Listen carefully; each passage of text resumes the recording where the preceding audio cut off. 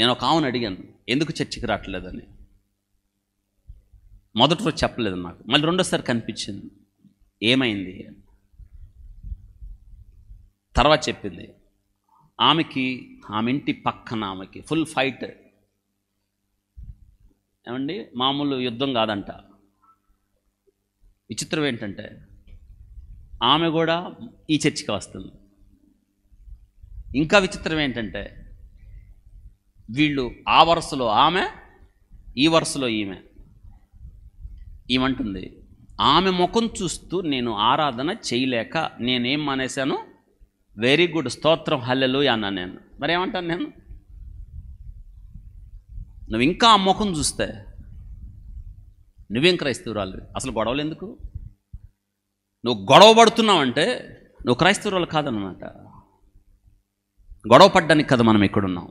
శాంతి స్థాపన, సమాధాన పరుచువారం మనం. దేవుడు సమాధాన పరిచర్యను మనకిచ్చాడు. గొడవలు తీర్చాల్సిన వారం మనం. గొడవలు పెట్టుకుంటే ఎట్లా? వివాదాన్ని రేపడం కాదు, వివాదాన్ని చల్లార్చడం అనుకున్నాం ఇక్కడ మనం. వారు అరిచారా, తగ్గు. కేకలేశారా, నువ్వు తగ్గు. వారు నీ మీద కోపం చూసారా, నువ్వే తగ్గు. ఎందుకో తెలుసా? తగ్గడం అనేది ఏంటో తెలుసా? నువ్వు నెగ్గడం లాంటిదే. చాలామంది ఏమంటారు తెలుసా? నువ్వు అరిస్తే నేను అరవలేను అనుకున్నావా? నువ్వు నాలో ఇంకొక కోణం చూడలేదు. చూపించు. నువ్వు ఇంకో కోణం ఉందంటున్నావు అంటే ఎన్ని కోణాలు ఉన్నాయో, అంటే ఎన్ని రకాల మనుషులో మీరు. అవుంది, ఆ ముఖం నేను చూడలేక నేను రాలేకపోతున్నానని. నేను పిలవాలా వద్దామని ఇంకా మారు మాట మాట్లాడలేదు. ఇన్ని సంవత్సరాల నిరక్షణ అనుభవంలో నువ్వు చర్చి మానేసావా? ఒక ఆమెను చూడలేక. నువ్వేం క్రైస్తవురాలు అన్నానండి. ఆమె ఏమనుకుంటే నాకెందుకు? ఆమె చర్చికి వస్తే నాకెందుకు, రాకపోతే నాకెందుకు? వచ్చి నేర్చుకుంటే పరలోకం పోద్ది, లేకపోతే ధామం దానిలో పడిద్ది. దేనిలో అంతే.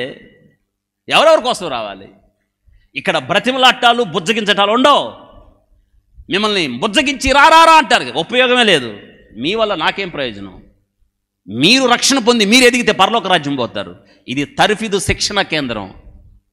అర్థమైందా? బతిమలాట్టాలు బుజ్జగించటాలు ఉండవు ఇక్కడ. అందుకు కాదు, సమాధాన పరిచర్య. ఇక్కడ వాక్యం ఖండించి గద్దించి బుద్ధి చెప్పే, నీతి యందు శిక్ష చేసే పరిస్థితులు ఉంటాయి ఇక్కడ. అర్థమైందా?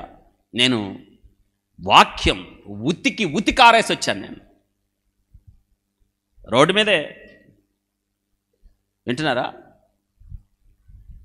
ఈరోజు ఎందుకు ఈ మాటలు చెప్తున్నానంటే, నువ్వు చూసినట్టు నువ్వు చూస్తే నువ్వు దేవుణ్ణి ఎప్పుడు చూస్తావు? ఇంకా గుర్తుందా? 20 సంవత్సరాల క్రితం తిరిగి మామ యొద్ద నుండి వస్తున్నాడు. దేవుడు చెప్పాడు, వెళ్ళు బేతేలుకి వెళ్ళు యాకోబు, నువ్వు మర్చిపోయావు పూర్తిగా. 20 సంవత్సరాల తర్వాత తిరిగి వస్తున్నప్పుడు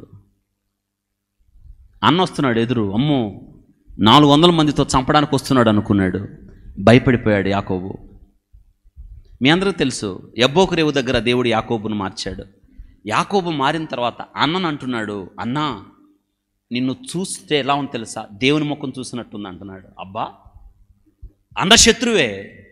అన్నతో అంటున్నాడు, అన్నా నువ్వు నన్ను చంపుతావు అనుకున్నాను, కానీ ఇప్పుడు నిన్ను చూస్తే నాకు నీలో ఒక శత్రువు కనిపించట్లేదు. ఎవరు కనిపిస్తున్నాడు? ఇది క్రైస్తవత్వం. మన శత్రువులు మనం దేవుని చూడగలగాలి. చూస్తున్నామా మనం అలాగా?